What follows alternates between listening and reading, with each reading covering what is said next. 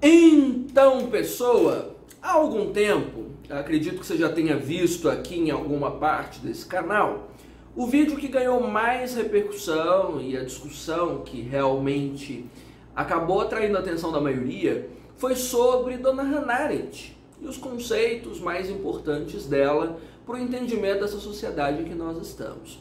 O vídeo ganhou milhões, mentira, né? Ganhou milhões nada, mas enfim, muita curtida. Você vai morrer. Muito comentário, muito compartilhamento, viralizou um tiquinho aí. Uhul! E um seguidor recentemente me sugeriu que, dado o alcance e a relevância tanto de Hannah Arendt quanto dos conceitos, que eu separasse esses conceitos em vídeos menores, atualizando e complementando para que fique mais prático o uso dentro das redações, das argumentações da vida, né, dos nossos usos cotidianos. Então hoje, atendendo a essa sugestão maravilhosa, eu começo a discutir sobre a desumanização das minorias e a força disso para o entendimento sobre a nossa realidade. Olha, para muito além, inclusive, das próprias minorias, que foram tema do Enem 2022, né? A temática é de uma vastidão, de uma complexidade gigantesca. Antes, no entanto, de eu comentar sobre o conceito, é importante que você entenda sobre como Hannah Arendt está dentro dessa história. Porque sim, Hannah Arendt acabou desenvolvendo conceitos que tivessem a ver com a jornada dela, como mulher, como judia e como expatriada da Segunda Guerra. Eu não sei se você se lembra desses traços biográficos dela, mas a Hannah foi uma mulher alemã, judia, vivendo o período nazista naquele lugar. Então você deve imaginar que não era uma condição muito confortável. Ela, inclusive, passou um tempinho num campo de concentração, na evolução do nazismo, e conseguiu, infelizmente, escapar de lá. E viveu exilada nos Estados Unidos até o fim da vida, né? Caracas! Bom, qual foi a sensação de Hannah Arendt vivendo exilada nos Estados Unidos até o fim da vida? Embora ela tenha sido relativamente bem recebida e tenha encontrado um bom espaço acadêmico para o desenvolvimento das suas teses, né, e dos estudos da sociologia, ela nunca sentiu que tenha sido tratada de fato como cidadã americana. Mais do que isso, Hannah Arendt comenta que nunca foi realmente tratada como cidadã e que a condição humana dela mesma foi relativizada inúmeras vezes. Por qual razão, talvez? Já que Hannah Arendt foi uma mulher tão brilhante, né, uma professora exímia, uma intelectual dedicadíssima, reconhecida no cenário acadêmico como uma das maiores vanguardas do pensamento sobre a sociedade contemporânea, um exemplo vivo das atrocidades do nazismo, enfim, por que Hannah Arendt não seria tratada como gente? Bom, a explicação é muito simples. Ela não compartilhava naquele momento, no lugar onde ela vivia, a mesma cultura, os mesmos hábitos ou o mesmo entendimento sobre sociedade. Ou seja, ela não compartilhava do mesmo ponto de vista ou do mesmo jeito de viver do lugar onde ela estava. Significa que, por ela não ser igual, né, aos narcisos com os quais ela convivia, ela deixou de ser tratada como um narcisinho também, né? Ou seja, em resumo, Hannah Arendt comenta que nós só somos tratados com dignidade, com respeito, com inclusão verdadeira, quando nós compartilhamos com as pessoas os mesmos traços de vivência, a mesma cultura, o mesmo jeito de viver a vida. Quando, por outro lado, o nosso jeito de ver o mundo é diferente, a nossa identidade é outra, a nossa cultura destoa, o nosso corpo não se mistura, a nossa dignidade é diminuída e a nossa condição humana mesma é relativizada, no sentido de nós não sermos tratados exatamente como humanos. E aí entra a possibilidade da violência, entra a possibilidade da ofensa, da exclusão, do bullying ou de qualquer outro formato de desumanização que você conhecer por aí. E aí, a partir desse conceito, é que nós conseguimos entender muito bem porque tantos de nós somos tratados como menos gente, ou somos alvo de violência, de chacota, de deboche, desse ostracismo que essa sociedade impõe, ou de mortes tão fáceis e tão sem culpa, que inúmeros de nós, enquanto minorias, acabamos sofrendo. Porque simplesmente não há culpa quando os algozes, quando os autores dessas violências não reconhecem no outro a mesma humanidade com a qual eles se reconhecem. Porque nós tratamos com respeito não a existência do outro, nós tratamos com respeito o reflexo de nós mesmos nos outros. Significa que nós só somos capazes de respeitar quando nós conseguimos nos ver refletidos nos outros. Por isso eu falei sobre Narciso, sabe? Narciso acha feio que não é espelho, é a máxima de Caetano dentro da canção Sampa, não é? E realmente nós não achamos muita graça naquilo que não é nosso reflexo. E nós tendemos a tratar com violência, com brutalidade, com bestialidade, com uma liberdade ofensiva aqueles que não são exatamente como nós somos. É difícil para os pais respeitar os filhos quando os filhos não refletem exatamente a cara e o jeito de pensar que eles têm, ou a cultura que eles trouxeram. A violência doméstica nasce nisso. É difícil dentro da escola de as crianças respeitarem o coleguinha que não é exatamente aquele reflexo dele mesmo, que é o reflexo dos pais e a imposição sobre o jeito certo de viver, o jeito certo de existir, o corpo adequado de habitar o mundo. E aí a criança é capaz de ser animalesca, com todo respeito aos animais, né? A criança consegue ser brutal, a criança consegue ser violenta quando ela não reconhece no outro o espelho do que ela mesma é ou do que os pais são.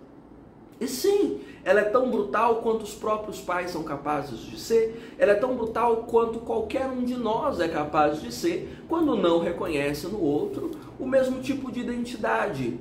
Então, corpos gordos são ameaçados, corpos pretos são ameaçados, corpos queer são ameaçados, corpos trans são ameaçados por não refletirem a ideia do geral, né? A ideia da maioria. E aí o direito de existência e a condição de dignidade é sempre ameaçada. Por isso essas comunidades que destoam em relação à aparência principalmente e à performance, como diria Judith Butler, né? A nossa performance no mundo, o nosso jeito de existir no mundo, quando isso destoa muito do que é a maioria, nós nos colocamos sob risco de violências pesadas e violências sem culpa, sem remorso algum. Nós somos o país que mais mata pessoas trans no mundo, mesmo não tendo transexualidade como crime ou homossexualidade como crime. Nós matamos muito e matamos sem remorso, e matamos sem manchete, e matamos sem alarde, e matamos sem barulho, porque afinal não são pessoas, são infra-pessoas, são sub-pessoas, né? Não chegam à condição humana plena, têm negados o seu direito de cidadania, os seus direitos humanos mesmo, né? Porque são menos humanos. Isso diz respeito, como eu estou dizendo, à aparência, né? Então significa que nós escolhemos quem pode viver, quem pode morrer, quem deve ser respeitado e quem deve ser protegido, né? Isso, de certa forma, comunica-se um pouquinho com o conceito do Achille Mbembe de necropolítica. Nós somos uma sociedade que determina quem são os seus mortos, né? E dentro de um sistema político que condiciona a morte de uns e a sobrevivência dos outros, nós criamos vigilância 24 horas para aqueles que devem sobreviver e nós criamos armas letais para aqueles que devem morrer, né? E já os tornamos criminosos antes que eles cometam um crime. Porque o maior crime dessas pessoas é existir. Elas erraram por nascer, né? O maior erro do pobre preto favelado é ter nascido. É assim que essa sociedade se organiza. Exatamente assim. Então a morte já é uma sentença, porque são pessoas que destoam do que nós esperamos enquanto cultura. Então a vida é ameaçada, a vida da pessoa trans é ameaçada, a vida de nós gays desse mundo é ameaçada, porque a nossa existência destoa, a nossa performance no mundo destoa, porque nós não performamos o corpo e o comportamento que é esperado dentro de um sistema como esse. Ou seja, nós de certa forma ousamos ser o que nós bem entendermos. Nós saímos do controle do corpo, do poder disciplinador, como diria Foucault, para existir como nós bem entendermos, com as cores que nós imaginarmos. Mas o nosso direito de sobreviver passa a ser ameaçado a partir desse momento, né? De lâmpadas nas costas até a emboscadas, né, por quem queira nos disciplinar na base da força, ou das milhares de formas que nós vimos ao longo do tempo, e não se engane acreditando que essa realidade mudou. Estamos na mesma, né? E ainda repetimos as mesmas histórias, as mesmas atrocidades, só que não são discutidas, né? São silenciadas. Veja, nós estamos acompanhando nessa América Latina a história do maior genocídio propagado pela espécie humana. Nós estamos acompanhando a extinção progressiva das comunidades indígenas dessa terra, sem um pingo de remorso. De 1532 a 2023, e não paramos aí. Matamos de abandono, matamos de fome, matamos de peste, matamos no tiro, matamos na bala, matamos na faca, matamos. E o povo indígena não tem direito de sobreviver. Não foi escolhido para sobreviver. Tem o seu direito, a sua dignidade humana negada, porque é menos humano. Eu nunca consigo falar desse assunto sem me lembrar de 1994, Galdino Pataxó dormindo num ponto de ônibus em Brasília. Não consigo me esquivar desse exemplo, porque eu era criança e a situação me chocou de uma forma que eu já tô gagá e ainda me lembro disso como se fosse ontem. De Galdino Pataxó ter sido queimado vivo num ponto de ônibus por um bando de playboys que acharam que era um morador de rua, porque tanto indígena quanto morador de rua não são gente, estão numa condição infra-humana e a vida deles vale menos, é relativizada, né?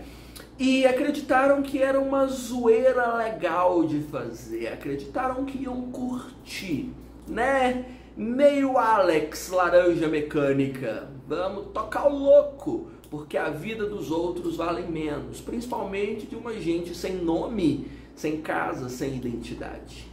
Até porque a identidade indígena nem é considerada identidade dentro de um padrão de cultura que registra as pessoas pela força de trabalho que ela é capaz de vender, né? Pela energia que ela é capaz de permitir ser sugada dentro de um sistema de mercado. Então, vidas são continuamente negadas. E aí não fica nesse campo só do lugar onde você nasceu, ou da aparência que você tem, da orientação sexual, ou do gênero, seja lá do que for, mas entra também no tipo de comportamento e de valor. Uma vez que você cometa um crime e seja preso, a sua condição humana é reduzida e a sua morte é até comemorada pelos outros. Porque você deixa de ser gente dentro do padrão de sociedade que existe. O erro não é permitido. Há determinados níveis de erro que não são permitidos, né? Pais abusivos, estupradores ou pedófilos, permitidíssimos. Faz parte da cultura dessa sociedade, famílias abusivas. Mas cometer crimes de roubo ou de qualquer outra coisa, extremamente proibidos. A sua condição humana é negada. E te colocam num presídio para morrer à míngua, né? Inclusive, se você for pobre, preto, vai morrer à míngua bem antes, até porque a prisão chega para você antes de cometer o crime. Então, a condição humana não nos é dada no nascimento, ela nos é dada pela cultura. E nós somos gente quando nós espelhamos a cultura majoritária. A nossa condição de gente é negada quando nós não conseguimos performar a cultura majoritária. E aí nascem todas as monstruosidades cabíveis para a condição humana. E olha que não são poucas, né? E isso se encaixa, obviamente, para todo e qualquer tema que envolva a condição humana, porque todos nós estamos sujeitos a isso. Então, cabem dois grupos, né, para essa sociedade. Ou você é o narciso, que consegue encontrar espelho nos outros, então você está protegido, você pode dormir em paz. Ou você faz parte do grupo, como eu, que vive com medo, né? Ainda deixando muita coisa no armário, com medo dos ataques, com medo da violência, com medo da rejeição, com medo do ostracismo, com medo da violência, com medo da fome, porque tudo isso nos ameaça, né? Em termos de exclusão do mercado de trabalho, da exclusão social, né? Das violências tantas. Então nós precisamos criar armaduras, máscaras de sobrevivência, do contrário, nós vamos ser extintos sem que absolutamente ninguém dê falta. Porque afinal a nossa existência nem é benquista nessa sociedade. Para muitos de nós, nem a família quer, que dirá o resto, né? Então nós que criemos as nossas máscaras e armaduras, nos escondamos no mato, porque de alguma forma nós estamos sendo caçados. A nossa existência está por um fio. O modelo ainda é necropolítico e não dorme, né? Hannah Arendt tinha razão? Desconfio que sim, hein? Já faz quanto tempo que Hannah Arendt esteve entre nós? Mais de meio século, provavelmente. E é como se ela tivesse falado desse assunto ontem. Mais fresco, impossível. Conte pra mim se o conceito faz sentido para você. Se você faz parte do grupo que dorme tranquilo ou que vive com medo, e se você consegue encaixar isso em todos os temas que vierem pela frente. Duvido e te desafio a me dizer um tema em que esse assunto não se encaixe, porque vai de direitos dos animais não humanos até sistema penitenciário brasileiro, cabe em qualquer coisa. Combinado? E me conte aí quais conceitos você quer que eu desenvolva daqui pra frente, porque começamos o ano, né, e precisamos revirar muitas feridas daqui pra frente. Combinado?